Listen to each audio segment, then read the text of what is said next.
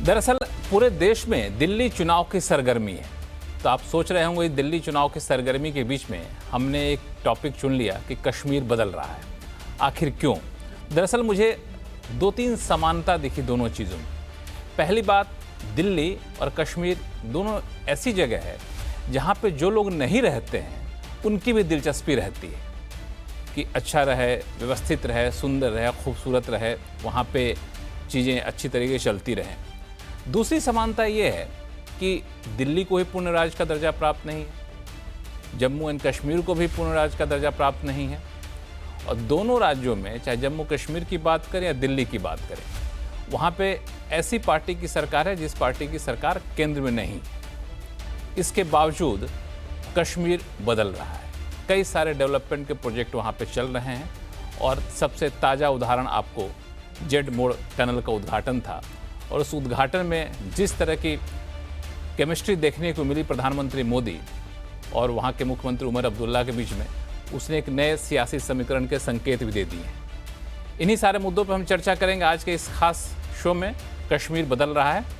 अपने मेहमानों से आपका परिचय कराऊं, इससे पहले देखिए रिपोर्ट।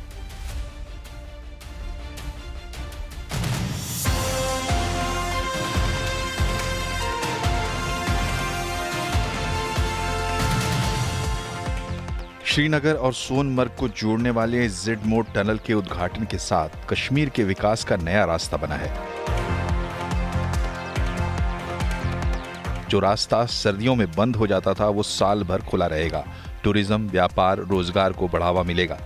लेकिन उद्घाटन के मौके पर प्रधानमंत्री मोदी और मुख्यमंत्री उमर अब्दुल्ला के बीच जो केमिस्ट्री दिखी, उससे लगता है कि जम्मू कश्मीर का दिल्ली से और दिल से नया नाता भी बन रहा है। अपने भाषण में प्रधानमंत्री ने उमर अब्दुल्ला की कई बार तारीफ की।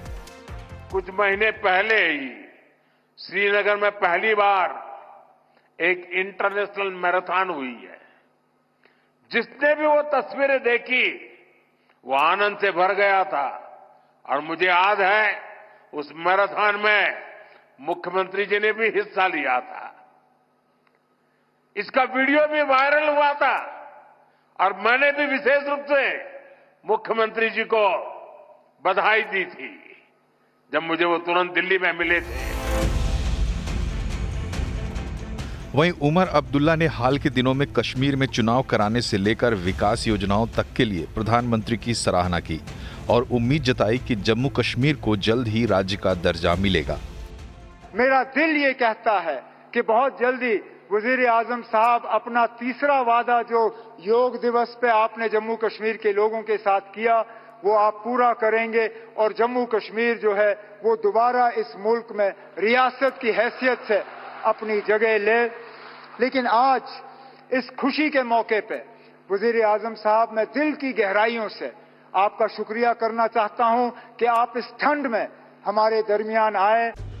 प्रधानमंत्री ने भी कहा कि सही समय पर पूर्ण राज्य का दर्जा देने का वादा वो पूरा करेंगे।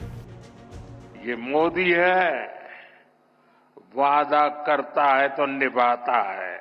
हर काम का एक समय होता है और सही समय पर सही काम भी होने वाले हैं।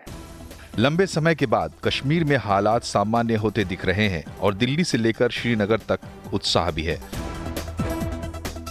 रक्षा मंत्री राजनाथ सिंह ने भी दिल्ली और कश्मीर के बीच दूरियां कम करने के लिए उमर अब्दुल्ला की तारीफ की। साथ ही एक बार फिर से दोहराया कि पाक अधिकृत कश्मीर के बिना कश्मीर अधूरा है। आज यहाँ हालात काफी हद तक बदले हैं। इस सच्चाई को सभी को स्वीकार करना पड़ेगा। जम्मू कश्मीर बिना पीओके के अधूरा है। भारत के माथे का मुकुट मणि है। वैसे भी पीओके पाकिस्तान के लिए एक फॉरेन टेरिटरी से अधिक कुछ नहीं है। सवाल यह है कि केंद्र और जम्मू कश्मीर में एक जैसा उत्साह क्या कहता है? क्या कश्मीर बदल गया है? लेकिन उससे भी बड़ा सवाल मोदी और उमर अब्दुल्ला की सियासी केमिस्ट्री का है। क्या पूर्ण राज्य का दर्जा पाने के लिए उमर मोदी के साथ हाथ मिलाएंगे? और सबसे बड़ा सवाल, कब मिलेगा जम्मू कश्मीर को पूर्ण राज्य का दर्जा?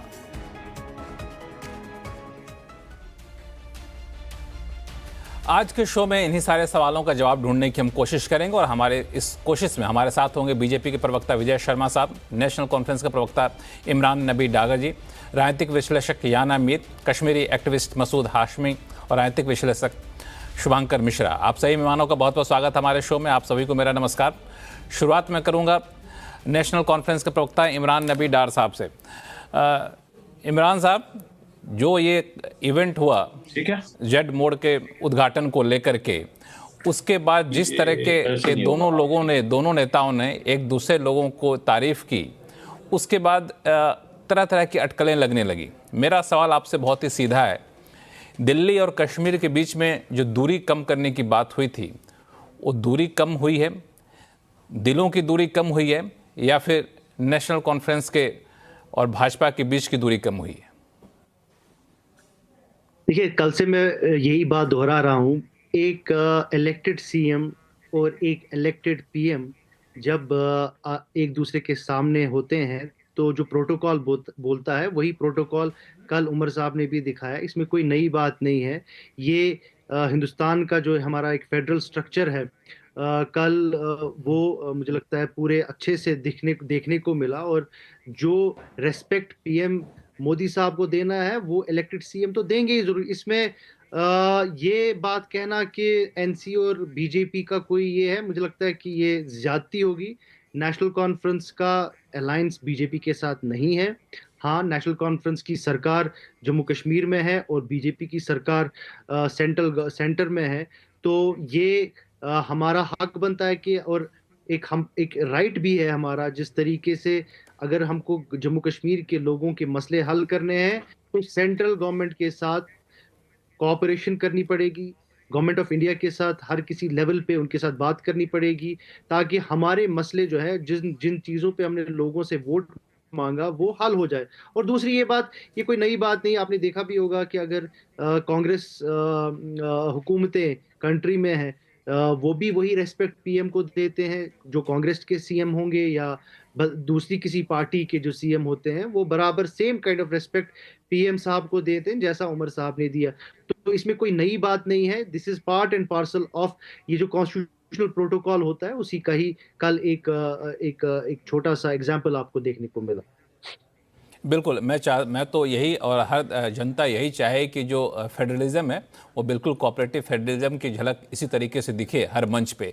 लेकिन उमर साहब की नज़दीकियां इस वजह से सुर्खियां बन गई क्योंकि इससे पहले उमर साहब ने इंडिया गठबंधन को ख़त्म करने की बात करी। इससे पहले ईवीएम पे कांग्रेस जो ईवीएम को आड़े हाथों ले रहा था, ईवीएम की आलोचना करने से बचे।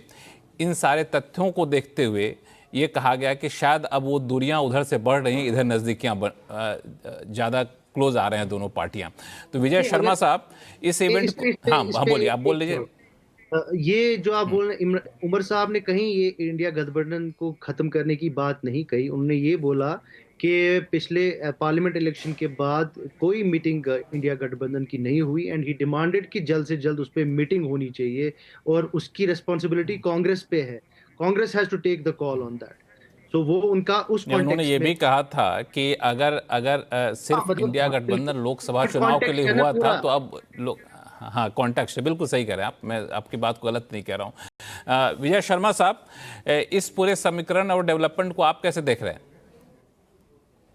देखिए लक्ष्मण जी, मैं तो इस तरह से देख रहा हूं कि ये जो मोदी जी का विजन है, मोदी जी जो काम करते हैं, वो अच्छे अच्छे लोगों को मजबूर कर देते हैं प्रशंसा करने पे। आपने देखा होगा कि जिस तरह से वहां के सीएम ने प्रशंसा की है, वो काम के आधार पे की है।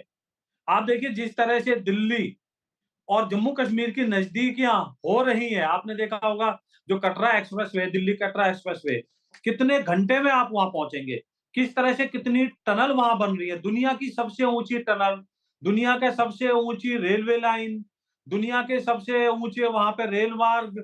तो ये सब चीजें दिखाती हैं किस तरह से 2024 में 2 करोड़ से ज्यादा वहां पर टूरिस्ट आया है। तो हमारी इनके साथ जो है वो ठीक है, राजनीतिक एक अलग विचारधारा है, बट वो एक सूबे के मुख्यमंत्री है। अब सूबे के लिए अगर प्रधानमंत्री जी काम करेंगे तो कौन नकार सकता है। उन्होंने तो सच्चाई बोली है, जो जम्मू कश्मीर के लिए प्रधानमंत्री जी के दिल में प्यार है। किस तरह से उन्होंने बताया था, किस तरह से उन्होंने झंडा भी फहराया था, आपको पता भी होगी। और ये पहला मौका नहीं है, एक मौका तब आया था जब बहुत बड़ी वहां पर बाढ़ आई थी। तो तब तो आपने देखा होगा जो सेपरेट वहां के वो थे हुर्रियत वाले, उन्होंने भी बड़ाई की थी प्रधानमंत्री मोदी जी की। तो ये जो हमने काम किए जम्मू कश्मीर के लिए, जिस तरह के वहां पर विकास के कार्य हो रहे हैं और जिस तरह से वहां खेल को बढ़ावा दिया जा रहा है, पढ़ाई को बढ़ावा दिया जा रहा है, पर्यटन को बढ़ावा दिया जा रहा है, तो वहां की जो जनता है वो मोदी जी के आपने देखा हो कितनी अपार भीड़ थी और लोग तालियां बजा रहे थे, खुश हो रहे थे। आपने देखा होगा इससे पहले वहां गोलियां की गड़गड़ाहट होती थी। किस तरह से 50% से ज्यादा वहां मतदान विदाउट डर के हुआ है और ये वहां के सीएम साहब ने बोला है कि पहली बार मैंने देखा है मतलब वहां कि उन्होंने किस तरह से निष्पक्ष चुनाव कराया है। तो ये एक बहुत बड़ी बात है। दशकों बाद वहां किस तरह से वहां पे सिनेमा घर खुले हैं, तो ये छोटी बातें नहीं बदले है। हैं आपने हालात देखा होगा- बदले हैं, विकास के काम हो रहे हैं। यही इसी वजह से स्थानीय सरकार भी अब केंद्र सरकार के साथ या फिर कहें कि उमर अब्दुल्ला साहब प्रधानमंत्री मोदी के साथ मिलकर काम करना चाहते हैं ताकि जमीनी हकीकत यहाँ पे बदले। वो मुरीद लेकिन हो गए वाकई हैं, क्या वो जमीनी विकास कार्य के मुरीद हो गए हैं। मुरीद हो गए, लेकिन ज़मीनी हकीकत क्या उतनी बदली है? क्या हमारे साथ राजनीतिक विश्लेषक याना मीर हैं। याना, आपको क्या लगता है कि जिस तरीके के राजनीतिक डेवलपमेंट पिछले कुछ सालों में हुए हैं उसके बाद वाकई ज़मीन पर स्थिति काफ़ी सुधरी हुई है और इसी को आगे बढ़ाना है? यही वजह कि राजनीतिक मतभेद मिटा करके लोग आपस में एकजुट होकर बढ़ना चाहते हैं। बिल्कुल, डेवलपमेंट्स हुई हैं, प्रोजेक्ट्स मुकम्मल हुए हैं, जो बंद प्रोजेक्ट्स थे वो भी किक स्टार्ट हुए हैं, लेकिन ये पहली बार है थैंक्स टू उमर अब्दुल्ला साहब कि अब जो है वो एक ग्रैटिट्यूड एक्सप्रेस होने लगा है पीएम मोदी की तरफ। बिकॉज इसी पीएम मोदी का ये जो स्टैंड है कि प्रोग्रेस एट ऑल कॉस्ट, वो जो उनका डिटर्मिनेशन है तरक्की की तरफ, वो कंटेजियस है and that rubs of on all जो अलग अलग स्टेट्स के जो सीएम्स हैं इनके ऊपर ये रब ऑफ हो रहा है। अब वो अलग अलग स्टेट्स के सीएम्स ये रियलाइज़ कर रहे हैं कि भाई हम सस्ती सियासत करके अभी आवाम को हम इस तरह से बरगला नहीं सकते, हम मतलब गुमराह नहीं कर सकते सस्ती सियासत, क्योंकि आवाम समझ गई है, आवाम is in tune with Modi ji. देश की आवाम यही चाहती है कि देश तरक्की करे और वो मोदी जी के साथ ही चल रही है। तो अब अगर हमें आवाम को भी खुश रखना है and at the same time हमें अपने डेवलपमेंट भी कराना है अपने स्टेट पे, हमें सेंटर का कोऑपरेशन बहुत ज़रूरी है and at the same time gratitude दिखाने से ये होता है कि सेंटर भी मोटिवेट होता है कि भाई देखो इस स्टेट से कम अप्रिसिएशन मिल रहा है, तो इस स्टेट के ऊपर हमें, इस स्टेट की तरफ हमें और ध्यान देना चाहिए। तो it is a win win situation state के लिए भी। अब से मैं कश्मीर को स्टेट ही कहूँगी क्योंकि मोदी जी ने वादा कर दिया और एक बार वो कमिटमेंट करते हैं तो खुद की भी नहीं सुनते, तो अब से मैं कश्मीर को स्टेट ही बोलूँगी। तो स्टेट की तरक्की के लिए बहुत ज़रूरी है कि जो लोकल गवर्नमेंट है और सेंट्रल गवर्नमेंट है उसको एक साथ काम करना है। अब इसका ये मतलब तो बिल्कुल नहीं है, आई एग्री विद इमरान नबी डार साहब, कि इसका ये मतलब नहीं है कि इनको अलायंस में आना चाहिए, नहीं आना चाहिए इनफैक्ट आई वुड से, क्योंकि इससे क्या होगा, जो वोटर्स का एक तरह से भरोसा टूटेगा। वोटर्स ने क्यों सिलेक्ट किया उमर अब्दुल्ला को, क्यों इलेक्ट किया उमर अब्दुल्ला को? यही सोच के कि एक लोकल पार्टी के हाथों में कश्मीर की सत्ता रहे एंड इसको मेंटेन करना उमर अब्दुल्ला साहब का कर्तव्य है and he should do it. But जरूरी नहीं है कि सेंटर के साथ, क्योंकि मोदी जी ने इतना वो कहते हैं ना यूजर फ्रेंडली एक वर्ड होता है ना, तो he is a citizen friendly prime minister. जरूरी नहीं है कि उनके साथ अलायंस में रहकर ही कोई पार्टी अच्छे से काम कर सके। अगर वो पार्टी करप्ट नहीं है, अगर वो पार्टी पहले अवाम की तरक्की चाहती है, तो आई हैव फुल कॉन्फिडेंस कि मोदी जी फिर भी उनके साथ कोऑपरेट करेंगे। तो जरूर वो अलायंस की जो ये खबरें हो रही है, मुझे लग रहा है कि वो जो मतलब सीएम साहब के काम से जो खुश नहीं है कश्मीर में, जो खुश नहीं है उनके इलेक्ट होने पे, ये वो लोग फैला रहे हैं इस तरह की अफवाहें कि ये शायद जाकर अब अलायंस कर लेंगे बीजेपी के साथ। अननेसेसरी लोगों को डराना नहीं करना चाहिए, लेकिन चूंकि सूबे के विकास की बात है तो इस वजह से दोनों राजनेताओं को एक साथ मिलना कोई गलत बात नहीं है। अगर विकास चाहिए तो केंद्र सरकार को अप्रिशिएट करना होगा और केंद्र सरकार भी ऐसे में खुशी खुशी राज्य सरकार की मदद करेगी। शुभांकर मिश्रा, आप चूंकि वहाँ पे काफ़ी दिन तक रहे भी हुए हैं और राजनीतिक हलकों पे आप काफ़ी नज़र बना कर रखते भी हैं, आप कैसे इस डेवलपमेंट को देख रहे हैं? क्या वाकई उमर अब्दुल्ला साहब के लिए एक मजबूरी भी कहें, अगर मोटे शब्दों में कहें, कि हमें केंद्र सरकार से हाथ में हाथ मिला के चलना होगा तभी जम्मू कश्मीर का विकास हो पाएगा, और यही वजह है कि इस तरह के केमिस्ट्री देखने को मिल रही है? लक्ष्मण जी नमस्कार, बाकी सारे महानुभावों को भी मेरा नमस्कार। जैसा आपने कहा कि मैंने काफ़ी समय वहाँ निकाला है, मैंने अपने 22 साल के मिलिट्री कैरियर में 7 साल जम्मू कश्मीर के अलग अलग इलाकों में सर्व किया हुआ है और जहाँ तक बात आती है अभी आपके राजनीतिक मजबूरी या साधारण शिष्टाचार की अगर हम बात करें, जैसा यारा जी ने बोला या विजय जी ने बोला या ढार साहब ने बताया, सबकी बातों से एक चीज़ साफ है कि जो भी अगर कुछ अंदर खाने की गतिविधियां चल रही हैं, ऊपर कोई स्वीकार नहीं करना चाहता है। वैसे मेरा एक इस पर अलग नज़रिया है। मेरा नज़रिया बहुत सादा सा है। वो ये है कि अक्टूबर 2024 में सरकार बनने के बाद एक चीज़ बहुत क्लियर है कि जो सत्ता का केंद्र है वो मुख्यमंत्री ना होकर एलजी है। यही काम दिल्ली में है और यही चीज़ें पुडुचेरी और बाकी केंद्र शासित प्रदेशों में है। बट हमें उमर अब्दुल्ला साहब को बहुत ही इसका क्रेडिट देना पड़ेगा कि वो 55 साल से कम उम्र के 10 मुख्यमंत्री जो भारत में हैं, उनमें से एक सबसे समझदार मुख्यमंत्रियों में से हैं, जिनको पता है कि ऐसी स्थिति में अपना काम कैसे करना है। बजाय एक टकराव के केंद्र के साथ वो एक सहयोग का रास्ता लेकर चलना चाहते हैं।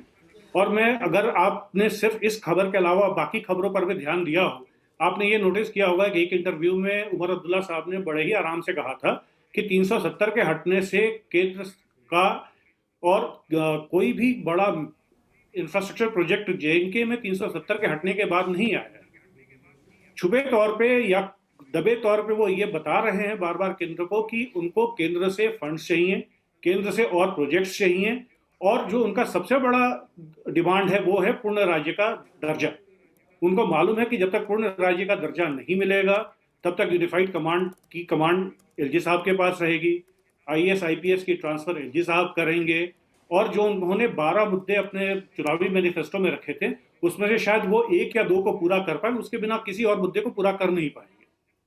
जब तक पूर्ण राज्य नहीं बनता तब तक जो ऑप्शंस उमर अब्दुल्ला साहब के पास है उसमें सबसे आसान ऑप्शन ये है कि वो अपने पब्लिक को एक ये मैसेज देते रहें कि वो केंद्र के साथ मिलके किसी भी तरीके से अपनी जनता के लिए काफी कुछ काम कर रहे हैं, क्योंकि जो वादे उन्होंने किए थे वो तकरीबन पूरे होने वाले नहीं। अक्टूबर में उन्होंने खुद ही बोल दिया था कि इस सरकार से, मतलब केंद्र सरकार से, ये उम्मीद करना बेमानी है कि केंद्र सरकार किसी भी सूरत में धारा 370 को रिपील करेगी। वो धारा 370 उनकी तरफ से एक, और फारूक साहब ने भी बोला कि धारा 370 को वापस कराने का रास्ता बहुत लंबा है। तो जो आज की डेट में फारूक साहब, उमर साहब और नेशनल कॉन्फ्रेंस देख रही है, वो देख रही है पूर्ण राज्य का दर्जा, और पूर्ण राज्य का दर्जा उनको पता है कि अगर वो कन्फ्रंट करेंगे तो उनको नहीं मिलने वाला है, और कन्फ्रंट ना करते हुए एक सहयोग का रास्ता वो लेना चाह रहे हैं। और जहां तक मुझे लगता है दोनों ही पार्टियों में अभी कम से कम चुनाव तक, अगले चुनाव तक, जेएनके के अगले चुनाव तक बहुत ही मधुर संबंध रहेंगे।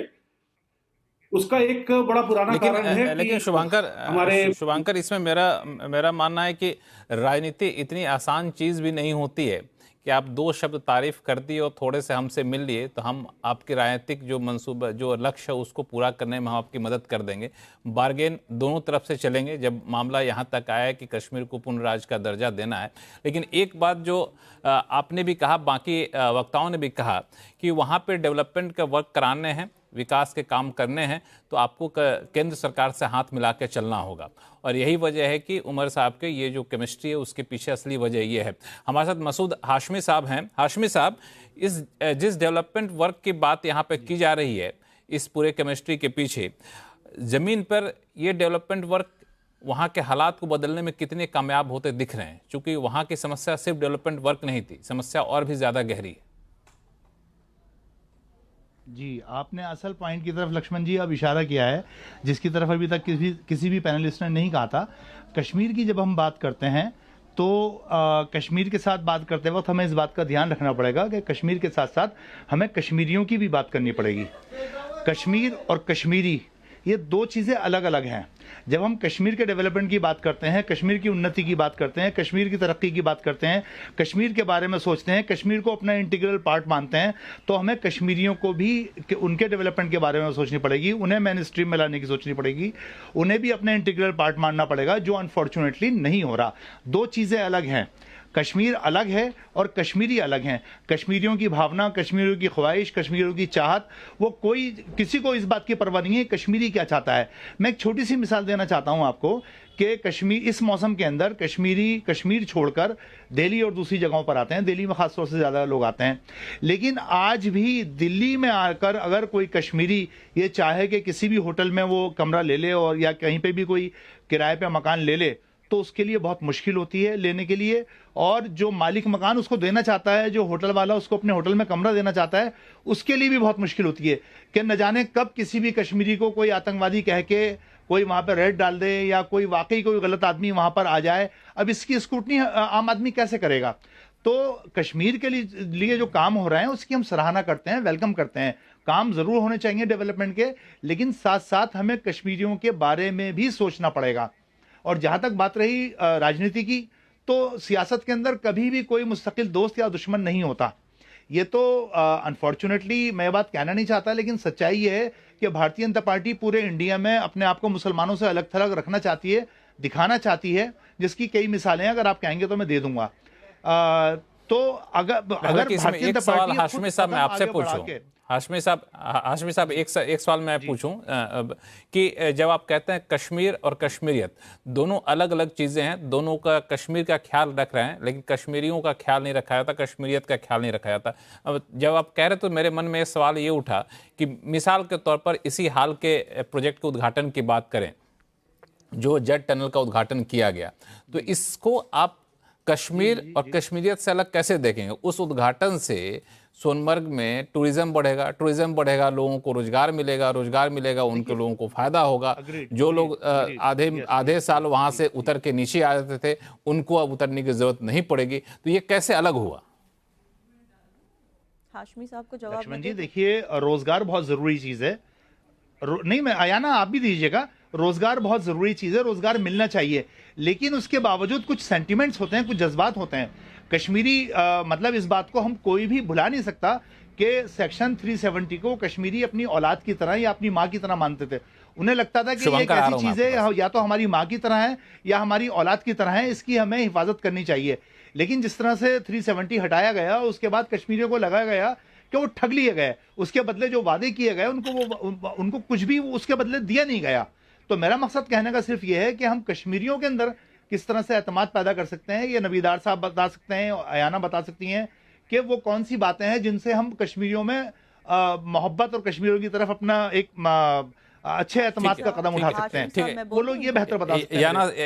याना जवाब देना चाहते हैं। हाशमी साहब, I really respect you, thank you so much जो आपने ये मुद्दा उठाया। 370 का एक साइड रख देते हैं, पहले हम ये मुद्दा जो आपने उठाया। विजय जी, आ रहा हूं आपके पास। जब कश्मीरी दिल्ली या कहीं भी जाता है, उसको होटल रूम नहीं मिलता, बहुत ही उम्दा और सही मुद्दा उठाया, and I am very proud of you कि आपने ये मुद्दा टीवी पर उठाया। लेकिन मैं आपको बता दूं, हिंदी हार्टलैंड, थैंक यू, खास करके उत्तर प्रदेश, ये इंडिया पूरा इंडिया नहीं है हाशमी साहब। और जो हमारे पीएम साहब है ना, ये सिर्फ उत्तर प्रदेश के पीएम नहीं है, जहां पे मैं मानती हूं ऐसी पार्टीज, ऐसे कुछ लोग हैं बीजेपी में शामिल हैं, बीजेपी की कोर बॉडी में नहीं है लेकिन हैं बीजेपी में, जो मुस्लिम्स को अलग थलग करने की पूरी कोशिश में है। ठीक है, ये मैं भी मानती हूं, लेकिन हमें कश्मीरियों को ये बताने की जरूरत है कि मोदी जी सिर्फ उन लोगों के पीएम नहीं है जो इस तरह के काम कर रहे हैं। मोदी जी पूरे देश के पीएम हैं और पूरा देश हिंदू हार्टलैंड नहीं है। विजय शर्मा साहब को जोड़ना चाहेंगे। दूसरी चीज मैं आपको ये बता दूं, 370 की आपने बात की, 370 ऑलरेडी इतना इरोड और डाइल्यूट हो चुका था कि उससे एक आम कश्मीरी को कोई फायदा नहीं पहुंच रहा था, कोई भी फायदा नहीं पहुंच रहा था। And I am very happy कि उमर अब्दुल्ला साहब उस मंच पर जाके उन्होंने टाइम वेस्ट नहीं किया। जब वो मोदी जी के साथ इंटरेक्ट कर रहे थे, उन्होंने रेस्टोरेशन ऑफ स्टेटहुड की बात की, जिससे एक आम कश्मीरी को फायदा हो सकता है जब उसको स्टेटहुड मिले। लेकिन 370 के आने या ना आने से एक आम कश्मीरी के अगर आप नजरिए से देखें, उसको कोई फायदा नहीं होगा। और ये चीज की हमें अवेयरनेस डेवलप करने की जरूरत है, कश्मीरियों के बीच में अवेयरनेस स्प्रेड करने की जरूरत है कि भाई आपको कोई इससे फायदा नहीं होगा। ठीक है, विजय शर्मा साहब, ये जो मुद्दा उठ रहा है, ये वाकई एक बहुत स्थानीय लोगों में ये बातें रहती हैं। हालांकि डेवलपमेंट प्रोजेक्ट हो रहे हैं, बहुत सारी चीज़ें चल रही हैं, लेकिन उनके अपनी जो भावनात्मक चीज़ें हैं उसमें एक बदलाव लाया जाए, उनको देश के साथ जोड़ा जाए, वो कहीं ना कहीं लैकिंग है, जैसा कि अभी हाशमी साहब कह रहे थे। उसको कैसे दूर करेंगे, इसकी रणनीति क्या है आप लोगों की? ये सवाल है कि मैं इमरान साहब के पास भी आऊंगा, पहले विजय शर्मा साहब। देखिए, हाशमी जी की बात से मैं बिल्कुल इत्तेफाक नहीं रखता, बिल्कुल एग्री नहीं करता। हाशमी जी, आप मुझे बताइए, जब देश आजाद हुआ था तो 20% से ज्यादा सरकारी नौकरियों में मुस्लिम थे, और जब अभी मोदी जी आए तो 1% के आसपास रह गए, और अभी 10 साल के अंदर हम 4% से ऊपर पहुंच गए मुस्लिमों की। तो आप किस तरह की बात है, क्या बताना चाहते हो देश को? ये गलत बातें करना छोड़ दो भाई। 370 हटने के बाद में देखिए, आप डाइवर्ट कर रहे हैं। I am talking about the Kashmiri. आप नहीं, आपने मुस्लिमों की, यहाँ मुस्लिमों की भी बात हुई थी कि मोदी जी जो है, भारतीय जनता पार्टी जो है, मुस्लिमों को नजरअंदाज करके रखना चाहती है। तो मैं सारी बातें बता देता हूँ। अब आपने कश्मीरी और कश्मीरी लोगों की बातें अलग कर दी, किस तरह से? आप मुझे बताइए, वहां जिस तरह के विकास कार्य चल रहे हैं तो वो किसके लिए हैं? अगर 2 करोड़ लोग आए तो टैक्सी कहां से लेंगे? वो राजस्थान से लेंगे, वो मध्य प्रदेश से लेंगे, वो रेस्टोरेंट में कहां खाना खाएंगे? कश्मीर में खाएंगे, वो कहां खाना खाएंगे? एक मिनट रुकिए, आप रुकिए ना। वहां IIT, IIM, एम्स खुल रहे हैं, तो किसको स्वास्थ्य का फायदा मिलेगा? किसको नौकरी मिलेगी? किसको पढ़ाई मिलेगी? तो आप ऐसी बातें मत कीजिए। शर्मा जी, आप भारतीय जनता पार्टी के प्रवक्ताओं की तरह से बात को दूसरी जगह ले आ रहे हैं। शर्मा जी, आप भारतीय जनता पार्टी के और दूसरे प्रवक्ताओं की तरह बात को दूसरी तरफ ले जा रहे हैं। मेरा कहने का मकसद ये था कि सिर्फ रोजी रोटी बहुत जरूरी चीज है, लेकिन वो बिल्कुल दुनिया की आखिरी चीज नहीं है। उसके बाद मान सम्मान और भागीदारी एक चीज होती है। मेरा मानना यह है कि भारतीय जनता पार्टी भारत के मुसलमानों को राजनीति के अंदर भागीदारी नहीं दे रही, राजनीति में भागीदारी, और वो उसको हम क्लेम कर रहे हैं, उसको हम वेलकम करेंगे। अगर आप राजनीति में भागीदारी दीजिए और हमें साथ लेके चलिए। हमें साथ लेके चलने में आपको क्या आपत्ति है? दिल्ली के अंदर 70 सीटों में एक टिकट भी आपने मुसलमान को नहीं दिया, जबकि हमेशा से रिकॉर्ड रहा है कि कम से कम एक सीट मुसलमान को दी जाती थी। इस दफा वो सीट भी नहीं दी गई। लेकिन तो हाशमी साहब, मुसलमान जाते भी तो नहीं है ना बीजेपी ज्वाइन करने के लिए। कितने मुसलमान आगे आते हैं हाशमी साहब? कितने मुसलमान? जब आप मुसलमानों को वेलकम नहीं करेंगे, मुझे भी मौका मिला, मैंने ना करेंगे उनको। कितने मुसलमान आगे जाते हैं? लोग अपने सोसाइटी से डर के बोलते नहीं नहीं भाई, हम या तो सियासत ज्वाइन ही नहीं करेंगे, और अगर करेंगे तो बीजेपी ज्वाइन नहीं करेंगे। ये तो मुसलमान, काबिल मुसलमान को भी तो काबिल मुस्लिम सियासतदान को भी तो आगे आना चाहिए ना बीजेपी ज्वाइन करने के लिए। सुनिए, एक विजय जी कुछ बोलना चाहते हैं। विजय जी बोलना चाहते हैं। भारतीय जनता पार्टी में एक माइनॉरिटी डिपार्टमेंट है, माइनॉरिटी विभाग है भारतीय जनता पार्टी में, उसके अंदर सारे मुसलमान हैं और मुसलमान जाते हैं। हाशमी जी एक मिनट जरा, विजय जी बोलना चाहते हैं। हाशमी जी एक मिनट, विजय जी जवाब देना चाहते हैं आपके सवाल। बोलिए। हाशमी जी, मैं आपसे कुछ क्वेश्चन पूछना चाहता हूँ। आप मुझे बताइए, हाल फिलहाल के वर्षों में कश्मीरी युवक टॉप 10 में IAS के उत्तीर्ण करते हैं परीक्षा, तो क्या उनसे मान सम्मान नहीं बढ़ता? क्या ये आप मुझे बताइए। आप मुझे बताइए, धर्म के आधार पर जो उसमें मोदी जी का, शर्मा जी, उसमें मोदी जी भारतीय जनता पार्टी RSS का कोई रोल नहीं है। वो तो अपनी मेहनत से आ रहे हैं ना शर्मा जी, अपनी मेहनत से आ रहे हैं। IAS IPS मेरिट के सर ऐसी मिसालें मत दीजिए जो वैलिड ना हो। IAS IPS या कोई खिलाड़ी अगर हाशमी जी एक मिनट जरा बोल लेने दीजिए। शर्मा जी, हाशमी जी एक मिनट, शर्मा जी को पूरी बात कह लें, फिर आप अपनी बात कहिएगा। हाँ शर्मा जी, आप बोलिए। आप मुझे बताइए, जो ये चयन प्रक्रिया ये कहाँ भारत में होती है, पाकिस्तान में होती है? इसके सरकार कौन है मुखिया?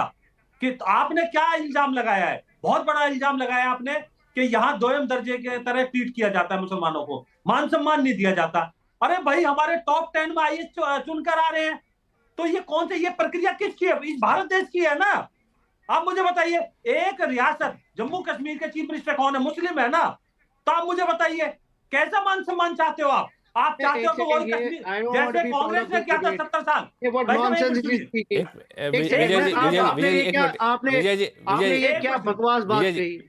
आपने ये कैसी बकवास बात? विजय जी, ये मेहरबानी है बीजेपी की यहाँ पे कि जम्मू कश्मीर में मुसलमान चीफ मिनिस्टर है। इमरान साहब बोलना चाहते हैं। इमरान साहब विजय जी एक मिनट रुक जाइए, अब इमरान जी को बोलने दीजिए। नहीं, मैं ये बीजेपी बात, ये देखिए, ये गलत बात कहेंगे। विजय शर्मा जी एक मिनट आप रुक जाइए। ऐसे ये बोल रहे हैं विजय शर्मा जी, विजय शर्मा जी एक मिनट आप रुक जाइए। इमरान साहब को बोलने दीजिए, फिर आपको बताऊंगा। विजय जी आपको बताऊंगा। बीजेपी की बदौलत बने यहाँ पर जम्मू कश्मीर में मेजोरिटी है मुसलमानों की, और आप बोल रहे हैं कि हम भी बीजेपी की वजह से बन रहे हैं। आप क्या बकवास कर रहे हैं? आपको पता है कि आप क्या बकवास कर रहे हैं? आप बकवास कर रहे हैं। आपको ये मालूम होना चाहिए, कोई मेहरबानी नहीं है कि अगर उमर साहब यहाँ पे चीफ मिनिस्टर बने। यहाँ पे वो चीफ मिनिस्टर बने क्योंकि लोगों ने उनको चुना है, न कि बीजेपी की वजह से। तो आप उस पर क्रेडिट न लें, आपको उस पर क्रेडिट लेने की जरूरत नहीं है। आपको क्रेडिट लेने की जरूरत नहीं है। और अगर हाशमी साहब ने बिल्कुल सही बात एक कही, आप मुझे बताइए कि दिल्ली में अगर कश्मीरी मुस्लिम जब जाता है तो वहां तो उसको वहां उसके साथ जाती होती है, आप उस टाइम पे कोई बात करते हैं? अभी हरियाणा में, अभी हिमाचल प्रदेश में हमारे कश्मीरी भाई को मारा गया, उसको बोला गया कि आपको यहाँ पे बिजनेस करने का हक नहीं है। आपने उससे बात की? ज्यादा मुस्लिमों का आप बोल रहे हैं हिंदू मुस्लिम करने। मैं बिल्कुल भी इस डिबेट में जाना नहीं चाहता था, मैं बिल्कुल भी इस डिबेट में जाना नहीं चाहता, लेकिन आपकी ये सोच कि इमरान नबी साहब और विजय शर्मा जी, आप दोनों लोग शांत हो जाइए। मैं एक हाशमी साहब आपके पास भी आऊंगा। एक सवाल शुभंकर, जिस तरीके का आपने भावनाएं देखी, वक्ताओं के बीच में ही जो भावनाओं का शुभंकर जो उबाल आपने देखा, वो वाकई क्या अभी भी लोगों के बीच में, कश्मीर के लोगों के बीच को देश के मुख्य धारा से भावनात्मक रूप से जोड़ने की और कोशिश करने की ज़रूरत है क्या? क्योंकि ये अलगाव, चूँकि अभी इमरान नबी डार साहब ने भी कहा, उनकी बातों से लगता है कि ये अलगाव अभी भी बना हुआ है। तो ठीक है, डेवलपमेंट वर्क तो हम करेंगे, लेकिन जब तक दिल से नहीं जुड़ेंगे, दिल मैं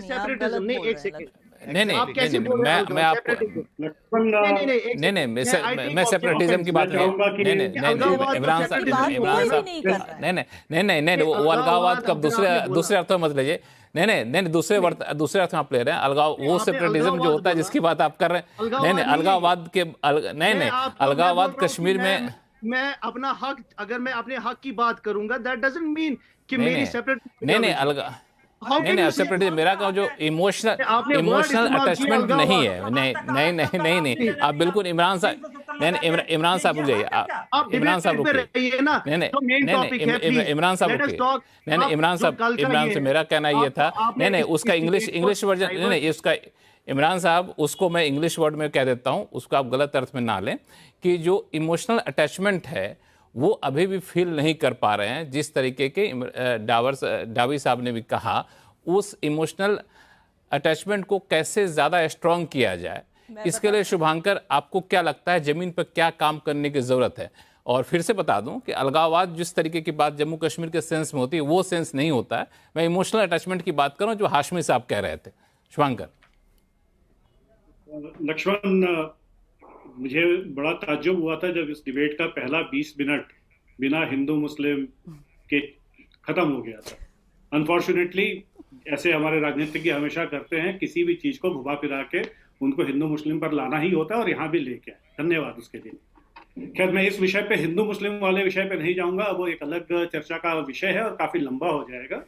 जहां तक मेरी अपनी राय है और जो मेरी चर्चा होती है मेरे कश्मीरी दोस्तों से, जम्मू के मेरे मित्रों से और लद्दाख के मेरे मित्रों से, मैं मसूद साहब को सिर्फ एक याद दिलाना चाहता हूं, कश्मीरी सिर्फ कश्मीर घाटी के लोग नहीं हैं, जम्मू कश्मीर और लद्दाख तीनों जम्मू कश्मीर के नागरिक हैं, पहली चीज। दूसरी चीज, जो एक जिसको आप अलगाव बोल रहे हैं, या जो एक सामान्य रूप से भारत के नागरिक, और जो एक कश्मीर में एक भावना कई बार होती है, जो कई बार हम लोगों ने भी देखी है, सड़कों पर लिखे हुए इंडियन डॉग्स गो बैक और बाकी सारी चीजें, समय के साथ इनमें काफी कमी आई है। लेकिन आपको यह समझना पड़ेगा कि 1982 से आज चलते चलते 42 साल हो चुके हैं। 3 जनरेशन निकल गई है जो इस भावना से, और आपको शायद अलगाववादी भावना बोलने में कोई तकलीफ होगी, मुझे कोई तकलीफ नहीं। एक सेपरेटिस्ट मूवमेंट ही था जिसमें लोग पाकिस्तान से मिलना चाहते थे। तो अगर, या बहुत जो कुछ गुने चुने लोग थे जिनकी बात थी कि कश्मीर पाकिस्तान और हिंदुस्तान से अलग एक अलग अपना देश बने, और तो ये हर तरीके से जिस भी तरीके से आप इवैल्यूएट करना चाहिए, में वही लोग थे पिछले 42 साल से। हाशमी साहब मुझे पूरा करने दे दीजिए, मैंने किसी के बीच में नहीं बोल रहा है। पिछले 42 साल से जो चीजें वहां लोगों के दिलो दिमाग में इस तरीके से बसी हुई, 4 जनरेशन से वो चीजें चल रही हैं, उसको खत्म होने में कम से कम 4 जनरेशन तो लगेगा, ये आपको मानना पड़ेगा। और जहां तक रही बात हिंदू मुस्लिम के, हाशमी साहब आप भाजपा ज्वाइन करके आप क्यों नहीं भाजपा से इलेक्शन लड़ लेते? जो याना जी ने बोला, लोग भाजपा में आते नहीं है, फिर बोलते हैं भाजपा उनको टिकट नहीं देती। आपको एक चीज और जानकर बहुत ताज्जुब होगा कि जो भाजपा के धुर समर्थक है, उनकी सबसे बड़ी पीड़ा यह है कि भाजपा अपने समर्थकों को, कोर समर्थक जो है उनका, उसकी बजाय वो माइनॉरिटीज पे ज्यादा खर्च करती है। कई सारे ऐसे हिंदू संगठन आज ये आवाज उठा रहे हैं कि भाजपा हिंदू हित की बात ना करके अल्पसंख्यक हित की बात कर रही है। तो मुझे तो ये ऐसा एक विषय लग रहा है, क्योंकि कश्मीर, देखिए कश्मीर का विषय इतना उलझा हुआ है कि आप उस विषय को अगर कन्फाइन करके एक छोटे टॉपिक पे ही डिस्कस करेंगे तो ही हो सकता है।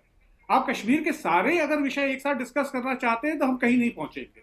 अगर विकास की बात हो रही है, नेशनल कॉन्फ्रेंस और बीजेपी के रिश्ते की बात हो रही है, वहां तक हम कन्फाइंड रहे तो हम कोई बात कर पाएंगे। या अगर आप चाहते हैं हम हालांकि इस पे ये है कि राजनीतिक मुद्दे और आर्थिक मुद्दों को बिल्कुल अलग करके तो हम लोग देख नहीं सकते। या ना मेरा सवाल फिर से आपसे ये होगा कि हाशमी साहब जिस तरीके की बात की, जो मुद्दे उठे, तो इसमें यह है कि ठीक है, हम लोग बहुत सारे इंफ्रास्ट्रक्चर के प्रोजेक्ट बना रहे हैं, टूरिज्म काफ़ी ज़्यादा बढ़ गया, लोगों को रोजगार मिल रहा है, धीरे धीरे समय लगेगा बदलाव आने में, धीरे धीरे लोगों को एहसास हुआ कि अब हम लोग वाकई मुख्य धारा में जुड़ते जा रहे हैं, लेकिन वो भावनात्मक लगाव और ज़्यादा गहरा हो, इसके लिए जो प्रयास किए जा रहे हैं, आपको लगता है कि वो काफ़ी है कि नहीं? इसके लिए एक अलग पैरेलल एक एफर्ट करना चाहिए। इसका जवाब, if you don't mind, please don't be offended, मैं उल्टा करके पूछना चाहूँ। कश्मीरी जितना मेहमान नवाजी, जितना अपने दिल और दरवाजे खोलते हैं हिंदू हार्टलैंड लोगों के लिए, और हमें क्या करना चाहिए कि यहाँ हिंदू हार्टलैंड में जो एंटी मुस्लिम वेव चल रहा है, जो एक सेंटिमेंट चल रहा है, वो खत्म हो जाए। हम क्या कर सकते हैं आपके दिलों में जगह बनाने के लिए, ये आप हमें बता दीजिए, क्योंकि आप भी जानते, मैं भी जानती हूँ कि अलगावादी सोच ये अब कश्मीर में नहीं रही। हर कोई तिरंगा लेके चल रहा है वहां पे। ये अलगावादी सोच, हिंदू मुस्लिम को बांटने वाली सोच, ये जहां पे चल रही है, जिन स्टेट्स में चल रही है, आपको अच्छे से पता है ये कौन से स्टेट्स हैं, और ये पूरा मेरा इंडिया नहीं है, ये एक आध दो स्टेट्स हैं जहां के लोग इस तरह की भावनाएं रखते हैं अपने दिल में। आप बताइए कि हम मुसलमान, हम कश्मीरी क्या कर सकते हैं उनके दिल से ये भावना निकालने के लिए? हर जो, देखिए आप एक बात समझने की कोशिश कीजिए, हर वो हिंदू हार्टलैंड का हर व्यक्ति ऐसा क्यों समझता है कि कश्मीर में रहने वाला हर एक बाशिंदा स्टोन पेल्टर है, कि या अलगावादी है, या आतंकवादी है, दहशतगर्द है, क्यों, या पाकिस्तान लवर है, क्यों? ये सोच आप लोगों के दिलो दिमाग से कब जाएगी? आप इसका हालांकि ये बात बहुत आपने सही कहा, लेकिन ये सोच काफी दिनों से बदली है, ये सोच काफी दिनों से बदली भी है। हाँ, 10 सेकंड आपको दूंगा, फिर विजय शर्मा जी के पास जाऊंगा। 10 सेकंड आपको दूंगा। शुभांकर, 1 मिनट चाहिए होगा। हाँ, बोलिए। लक्ष्मण, इसका जवाब याना जी की बातों में ही छुपा हुआ है। याना जी जो एक लिबरल मानी जाती हैं, उनकी भी बातों में है आप और हम। जब तक आपकी तरफ से हम सबके लिए नहीं होगा, तब तक ये नहीं सुधरने वाला। जब तक आप हिंदू हार्टलैंड की बात करेंगी, तब कश्मीर तब तक अलग ही रहेगा। जब तक आप पूरे हिंदुस्तान की बात करेंगी, तब पूरा हिंदुस्तान एक साथ रहेगा। मैं पूरे हिंदुस्तान की बात कर रही हूँ, और मैं हिंदू हार्टलैंड भी पूरा आपके स्टेट की बात कर रही हूँ। मैं आपकी स्टेट की बात करूंगी, जहां पर रोज कभी बोलते हैं कि इस मंदिर के नीचे टेंपल था, उस मस्जिद के नीचे टेंपल था, यहाँ पे मुसलमान अपने रेस्टोरेंट्स बंद करते हैं, यहाँ पे मुसलमान अपने शॉप्स बंद करते हैं। ये सब कुछ पूरे इंडिया में नहीं होता है शुभांकर जी, ये सब कुछ पूरे इंडिया में। कश्मीरियों तक भी बात पहुंचाना चाहती हूँ कि आप लोग समझ लीजिए, जो आपको नफरती जो सोच आपके सामने है, वो पूरे इंडिया से नहीं आती है। और शुभांकर जी, आप इस चीज को चेंज नहीं कर सकते। आप देश के मुसलमानों को अलग करके उनसे ये एक्सपेक्ट नहीं कर सकते कि वो सब कोई देश छोड़ के चले जाएं। 22 करोड़ मुसलमान कहीं नहीं जाएंगे, इसी देश में रहेंगे, और आपको ये चीज एक्सेप्ट करने की जरूरत है। मुसलमानों के हाथ में आज तिरंगा है, आज आप नहीं बांट सकते कि हम लॉयल हैं कि नहीं। उल्टा हम आपको पूछना चाहते हैं, क्या आप देश भक्त मुसलमानों के साथ खड़े हैं या नहीं है, या हर वक्त उनको सवाल करते रहेंगे? ऐसा करते हैं कि हम लोग छोटा सा एक ब्रेक ले लेते हैं, और ब्रेक के बाद हम लोग हाशमी साहब के पास चलेंगे और विजय शर्मा जी के पास चलेंगे। एक छोटा सा ब्रेक लेने का समय आ गया, ब्रेक के बाद हम लोग वापस लौटते हैं जल्द, कहीं जाइएगा नहीं।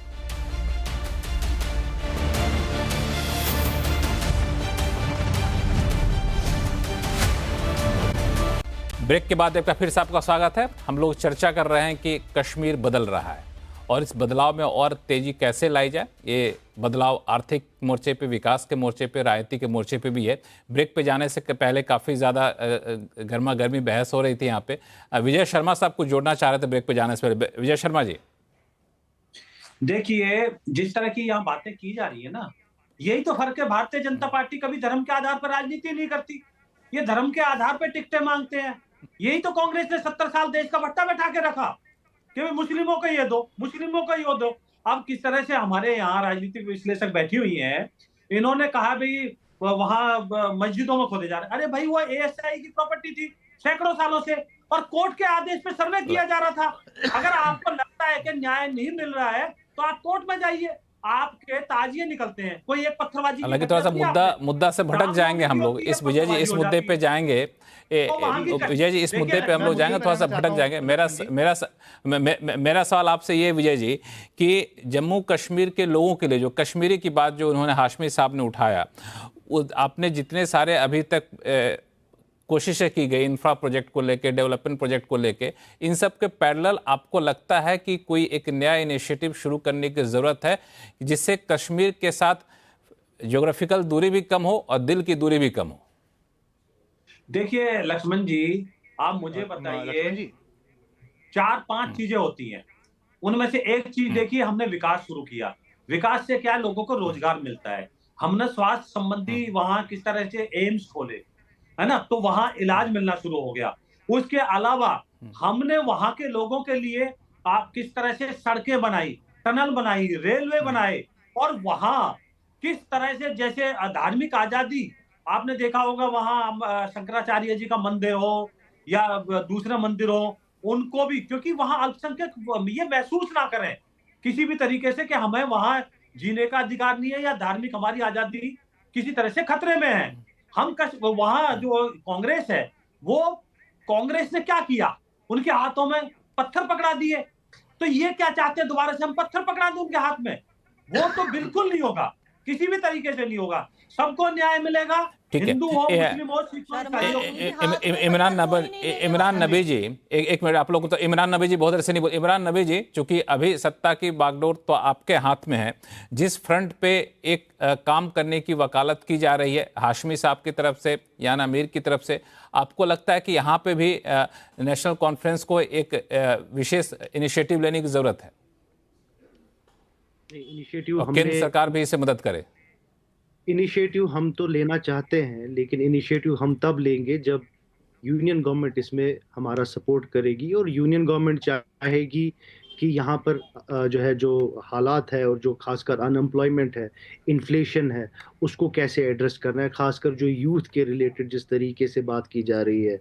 मतलब हम इकोनॉमिक पैकेजेस की बात कर रहे हैं। अगर आपको यहाँ के लोगों को एम्पावर करना है, बिल्कुल, एम्पावरमेंट सिर्फ रोडों से नहीं होती है, एम्पावरमेंट सिर्फ रेल बनाने से नहीं होती है। एम्पावरमेंट सही मानों में अगर करनी है तो उन सब चीज़ों पे काम करने की बहुत ज़रूरत है, और वो तब होगा जब यहाँ पे जो हमारे हकूक़ है वो हमको मिलेंगे। देखिए, बार बार हम ये बात कह रहे हैं कि जब तक आप स्टेटहुड नहीं देंगे, तब तक यहाँ पर नेशनल कॉन्फ्रेंस की सरकार जो करना चाहती है, लोगों के हक के लिए जो काम करना चाहती है, वो नहीं कर पाएगी। और हमारी कोई ऐसी डिमांड है नहीं कि जो गलत डिमांड है।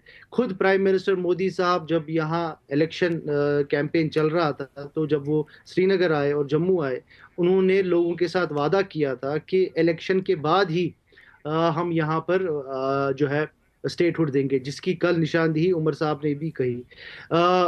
अमित शाह साहब ने पार्लियामेंट में इस चीज़ की बात कही कि जल्द से जल्द जम्मू कश्मीर को स्टेटहुड दिया जाएगा। सुप्रीम कोर्ट के भी आदेश हैं कि जल्द से जल्द जम्मू कश्मीर को स्टेटहुड दिया जाए।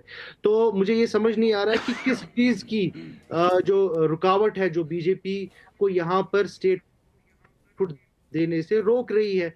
हम कोई गलत डिमांड नहीं मांग रहे, हमको ये सब इसलिए चाहिए क्योंकि हम चाहते हैं कि यहाँ लोगों के जो मसले हैं, पिछले 10 सालों से जो यहाँ हालात हर किसी स्फीयर में पीछे, हम किसी स्फीयर में हमारा, हालांकि इमरान साहब, केंद्र सरकार भी, प्रधानमंत्री केंद्र सरकार भी स्टेटहुड देने से मना नहीं कर रही है। हाँ, प्लीज मैं कंप्लीट करता हूँ ना, प्लीज। अब देखिए इन्फ्लेशन हाँ, बोलिए। जम्मू कश्मीर में सबसे ज्यादा है, अनएम्प्लॉयमेंट रेट 32% है हमारी। जो जॉब्स की बात हमने कही थी, जॉब्स में हमारे नौजवान इस टाइम पे आप देखिए पिछले 5 सालों में कोई भी रिक्रूटमेंट नहीं हो पाई। स्कैम्स पे स्कैम्स हुआ है। एलजी हुकूमत में जब एलजी साहब यहाँ विजय जी आ रहा हूं आपके पास। पांच स्कैम्स यहाँ पे हुए हैं, 5 बड़े स्कैम्स हुए हैं और अभी तक लक्ष्मण हमको जी, ये please. मालूम नहीं हुआ कि who is the king pin, who is involve in that. उसमें बच्चों की कैरियर तबाह हो गए। जो बच्चे पिछले 10-10 सालों से वेट कर रहे थे एग्जाम्स के, उनके साथ ज्यादती हो रही है, वो ओवर एज हो रहे हैं। अब मुझे बताइए उनको कौन जवाब देगा? कल तक वो तो एलिजिबल थे किसी एग्जाम देने के लिए, आज बिकॉज पिछले 10 सालों से एग्जाम हो नहीं पाए, पिछले 10 सालों से सिर्फ धांधलियां हो रही हैं एग्जाम्स में, तो वो 10 साल जो इन बच्चों ने गंवाए हैं वो उनको कौन देगा? देखिए इसीलिए मैं बोल रहा हूं मरहम देने की जरूरत है यहाँ नौजवानों को। यहाँ पर इस टाइम पे 10 सालों से कोई काम नहीं हुआ जो जिससे नौजवान अपनी रोजी रोटी कमा पाए। रोड बनने से नौजवान रोजी रोटी नहीं कमाते हैं, ठीक है। टूरिज्म है यहाँ पर, दैट इज इंपॉर्टेंट। यहाँ पर एक अपना जो है जो इकोनॉमी, अब मैं जवाब ले लूं विजय शर्मा साहब से। इमरान साहब आपने काफी लंबा बोले, 1 मिनट जरा मैं हाँ ना आपको बिल्कुल मौका दूंगा। एक मिनट विजय शर्मा साहब, आप लोग खुद ही कह रहे हैं, भाजपा भी कह रही है, केंद्र सरकार भी कह रही है कि वहां पे हालात सामान्य हो रहे हैं। जिस लाल चौक पे लोग जाने से डरते थे वहां पे आइसक्रीम खाए जा रहे हैं, इंफ्रास्ट्रक्चर के इतने प्रोजेक्ट हो रहे हैं, आतंकवादी घटनाएं काफी कम हो गई हैं। तो अब तो सही समय आ गया है, जिस सही समय पर सही फैसले की बात प्रधानमंत्री मोदी कर रहे हैं, आपके हिसाब से वो सही समय किस आधार पर देखा जाएगा? देखिए लक्ष्मण जी, वो तो टीवी पे बैठ के मैं नहीं बता सकता, वो तो केंद्र सरकार और वहां की एजेंसियां तय करेंगी कि नॉर्मलसी आने के बाद में। वो हमने कभी मना ही नहीं किया, पेशेंस रखे ना, इलेक्शन कराए ना। इनके सीएम ने बोला ना फ्री और फेयर इलेक्शन हुए हैं, निष्पक्ष इलेक्शन हुए। अब मैं इनको बता देता हूँ, जिस तरह से ये कहते हैं बेरोजगारी की, आप मुझे बताइए कौन ऐसा आदमी है जो ये कह देगा कि सड़क बनने से रोजगार नहीं मिलता? कौन कह देगा टनल बनने से रोजगार नहीं मिलता?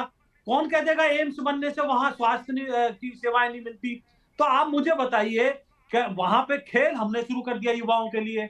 अभी आपने देखा होगा क्रिकेट लीग 42 साल से मैं ये नहीं कहूंगा, वहां के कुछ लोगों ने जो नेता थे, चलो मैं इस व्यक्तिगत टिप्पणी से बचता हूं, वहां लोगों के हाथ में, यूथ के हाथ में पत्थर पकड़ा दिए थे। आज हम उनके हाथ में लैपटॉप पकड़ा रहे हैं, शिक्षा की किताब पकड़ा रहे हैं उनके हाथ में, उनको विकास दे रहे हैं। आप मुझे बताइए वहां भौगोलिक की परिस्थिति है क्या स्टेट की? वहां क्या है? वहां पे सब्जियां उगती हैं, वहां पे आपने देखा होगा फ्रूट उगते हैं। तो हमने कटरा, जो यहाँ से दिल्ली कटरा जो एक्सप्रेस वे है, मात्र 6 घंटे में यहाँ पे नेशनल हाईवे बन रहे हैं। नॉर्दर्न ग्रिड को पावर देता है ना, आप क्या बोल रहे हैं? वहां पे क्या है? वाटर रिसोर्स है जम्मू कश्मीर का, जो पूरे नॉर्दर्न ग्रिड को पानी पावर देता है। वो सारा पानी, वो सारा बिजली मैं यही तो बोल रहा हूँ। तो आप क्या बोल रहे हैं यहाँ पे क्या नहीं है? मैंने कब बोला यहाँ पे क्या नहीं है? अरे तो आप किसने कहा आप सुनते नहीं हो क्या? लक्ष्मण जी मैं जवाब दूं? मैंने कब कहा है? मैंने तो ये कहा, देखिए मैं इस डिबेट में आपको आप पहले आपको बोलना क्या है? आपको शायद आपको नहीं किया गया है। आप पहले समझ लीजिए आपको बोलना क्या है। आप अननेसेसरी जम्मू कश्मीर को डिमीन, आप जम्मू कश्मीर को नीचा दिखाने की कोशिश कर रहे हैं। मैं ये बर्दाश्त नहीं कर सकता हूँ। आप जम्मू कश्मीर को नीचा दिखाने की कोशिश कर रहे हैं, आप डिमीन कर रहे हैं यहाँ के लोगों को। दरअसल जाती है और ये काबिल कबूल नहीं होगा। काबिल कबूल नहीं है। आप यहाँ के लोगों को डिमीन करना चाहते हैं, यही गलत सोच आपकी है। ये गलत सोच आपकी है जिसकी वजह से लोग आपसे दूर रहते हैं। आप you are not our boss, आप हमारे बॉस नहीं है, ठीक है? आप हमारे बॉस नहीं है, आप बॉस की तरह बात मत करिए, ठीक है? You are not my boss. आप अपने एक मिनट आप दोनों लोग शांत हो जाइए, आप दोनों लोग शांत हो जाइए। मसूद हाशमी साहब आपको जोड़ना चाह रहे हैं, फिर शिवांकर आपके पास आऊंगा। जी लक्ष्मण जी, मुझे किसी और डिबेट में जाना है तो आप दोनों लोग शांत हो जाइए, आप दोनों लोग शांत हो जाइए। मसूद हाशमी साहब हाँ बताइए। हाँ इमरान साहब को किसी और डिबेट में जाना है। इमरान हाशमी साहब बहुत बहुत शुक्रिया हमारे साथ जुड़ने के लिए। आप हाशमी साहब हाँ बोलिए। जी मैं ये बता रहा था कि अभी शुभांकर जी ने जो कहा कि हिंदू मुसलमान डिबेट के अंदर आ गया, तो अगर बिल्ली को देख के कबूतर अपनी आंख बंद कर लेगा तो इसका मतलब ये नहीं है कि बिल्ली उसको खाएगी नहीं।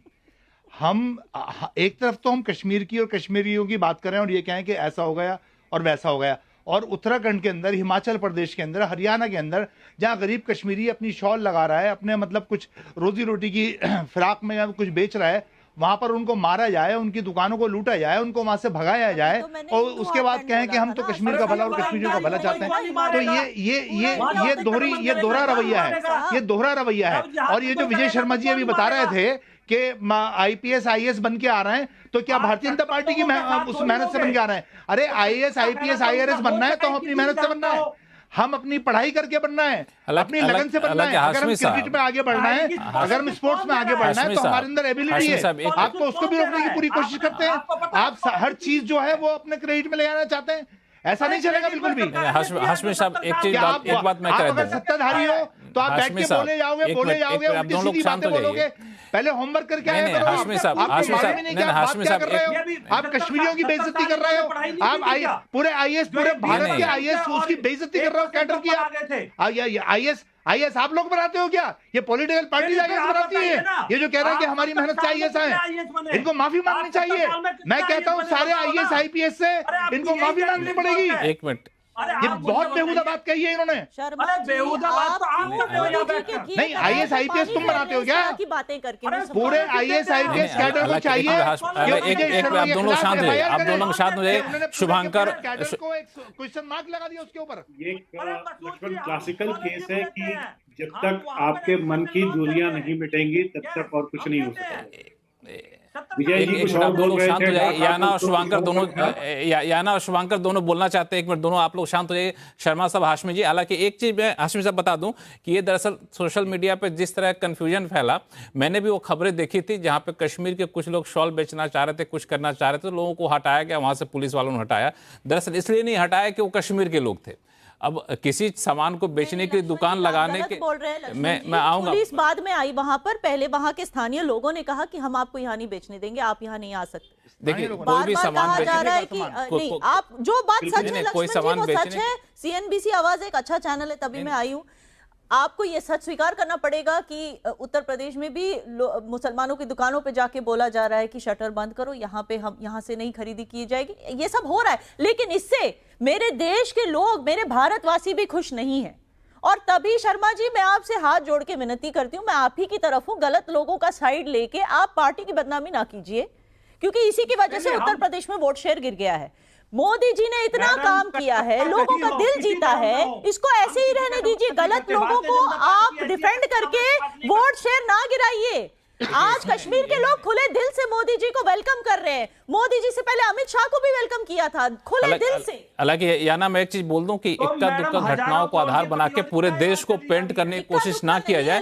उसको ये बहुत एक्सट्रीम पे चला गया है, इसीलिए मैं बोल रही हूँ, क्योंकि मैं सिर्फ अपने देश की तरफ हूँ, मैं मोदी जी की तरफ हूँ। और मैं शुभांकर जोड़ना चाहते हैं। शुभांकर, इंसान देश में दिलों को जोड़ रहा है, कुछ इंसान ऐसे भी हैं जो दिलों को तोड़ रहे हैं। और मैं सिर्फ ये चाहती हूँ कि बीजेपी ऐसे लोगों को डिफेंड ना करे। ठीक है, एक मिनट, शुभांकर को जोड़ना चाहते। शुभांकर बताएं। मैं याना जी का जो बीजेपी का इंटरनल ड्रिफ्ट के ऊपर फोकस है उसमें नहीं जाना चाहता हूँ। जहां तक आपने जो डिबेट में चीजें पूछी थी, और आपने एक बहुत अच्छी बात पूछी थी कि कश्मीर के लोगों की जो ये दूरी है भारत के मूल देश के बाकी लोगों से, और भारतीयों की जो सो कॉल्ड दूरी है बाकी कश्मीरियों से, मैं फिर से कह रहा हूँ, ये मेरा वर्जन नहीं है, जो डिबेट में वर्जन आया है मेरे हिसाब से सारे भारतीय हैं। गलत दोहरा रहे हैं आप, जो उनके दिलों में अलगाववाद कुछ नहीं है हमारे दिलों में। आज का जो आप लोग डिबेट में वर्जन ला रहे हो, मैं उसकी बात कर रहा हूँ। मेरा वर्जन है सारे हिंदुस्तानी हैं, आरोप हम पर नहीं मेरा वर्जन है सारे हिंदुस्तानी हैं। नहीं लगा सकते आप मेरा वर्जन सुन लीजिए मैडम, मैं वही बोल रहा हूँ। ये बार-बार कश्मीर और बाकी शुभांकर को बोलने दीजिए, फिर आप जवाब दीजिए। आप मुझे पहले बोल लेना, एक मिनट। परेशानी यही, आप पूरा नहीं सुन रही है, पहले बोल रही है। आप पहले मेरी बात सुन लीजिए। नहीं, आपने 2 बार 3 बार यही बात दोहराई, यही बात दोहराते जा रहे हैं कि जो इनके दिल में अलगावाद है उसको पहले खत्म होना है। नहीं, अलगावाद आप लोगों के दिल में है, नहीं हो सकता। आप लोगों के दिल में अलगावाद है, आप हमें खुद देश से अलग समझते हैं। आपको लगता है बार-बार कि अगर हमने कोई भी ओपिनियन दिया इसका मतलब हम देश से अलग है। ये एक मैडम, बात ये आपकी सोशल गलत मीडिया है। नहीं है, प्लीज 2 मिनट ओपिनियन रुक देना जाइए। हमारा हक दूसरे की है, भी बात सुनने हमारा का वर्क धैर्य भी है, रखिए। इसी से तो डेमोक्रेसी आप थ्राइव दूसरे की होगी। भी बात सुनने और का ये धैर्य हक हमें रखें। कॉन्स्टिट्यूशन देता है। आप दूसरे की ये बात हक सुनने का हमें धैर्य रखें। कॉन्स्टिट्यूशन देता कॉन्स्टिट्यूशन है। आपको ये भी एक बोलता है कि आप मिनट, दूसरे की बात सुने। कॉन्स्टिट्यूशन ये आपकी भी बात बोलता ही है गलत कि है। बात सुने। आप इस तरह की बात कर करके लोगों के दिलों में एक मिनट यार, बात लोगों सुनेंगे के नहीं, बीच बात में यही होगी, डिवीजन फिर इसी हम लोग बात से समय आती बर्बाद है। कर रहे हैं। लोगों के हम समय बर्बाद कर रहे अलग हैं। वर्ड सिर्फ आप ही ने यूज किया एक है। मिनट याना, वापस आता हूं। एक मिनट डिबेट में अलग अलग जो वर्ड है वो सिर्फ याना और शुभांकर आप दोनों शांत हो जाइए। याना और शुभांकर आप दोनों शांत हो जाइए। हाशमी साहब, एक आखिरी सवाल आपके पास जाऊंगा और आप 30 सेकंड में जवाब दीजिएगा। हाशमी साहब 30 सेकंड में जवाब दीजिएगा कि क्या पूर्ण राज्य का दर्जा मिलने की जो मांग की जा रही है उसके मिलने से आप लोगों की समस्या सॉल्व हो जाएगी? फिर इस बात मैं विजय शर्मा जी के पास जाऊंगा 30 सेकंड के लिए। काफी हद तक बिल्कुल बिल्कुल हमें फख्र है कि कश्मीरी जो है वो भारत का हिस्सा है, कश्मीर भारत का हिस्सा है और कश्मीरी चाहते हैं कि उनको कम से कम पूर्ण राज्य का तो दर्जा दिया जाए। लेकिन क्या करें, यहाँ तो लोग फुनसुक वांगड़ू की बात सुनने के लिए तैयार नहीं है, लोग तो बात सुनने के लिए तैयार नहीं है। तो उन लोगों के साथ विजय शर्मा साहब अपना संवाद करेंगे, किस तरह से बातचीत करेंगे? विजय शर्मा साहब, जिस तरीके से वहां पे फेयर चुनाव कराया गया, सरकार बन गई, अब राज्य और केंद्र के बीच में सहयोग भी चल रहा है, तो ये पूर्ण राज्य का दर्जा देने की जो मांग है कब तक साकार होने की उम्मीद की जाए? हालांकि आपने कहा कि आप इसकी घोषणा यहां तो नहीं कर सकते, लेकिन सही समय पर निर्णय लिया जाएगा, सही समय पर निर्णय लिया जाएगा। इस बात से मैं आश्वस्त करता हूं कि किसी भी तरह का आप दिल में इलविल ना रखें। आप हिंदुस्तानी हैं, आप हिंदू मुस्लिम बन के ना रहें। हमारे यहाँ प्रजा में भेद नहीं है भाई। रही बात हमारे ना हिंदू ना मुस्लिम ना कुछ नहीं है। चलिए, तो आप सही में मानो अब शो का समय खत्म हो रहा है विजय शर्मा जी, और आप सही में मानो का बहुत बहुत धन्यवाद हमारे शो में जुड़ने के लिए। आवाज अड्डा में फिलहाल इतना ही। देखते रहिए सीनियर आवाज। नमस्कार।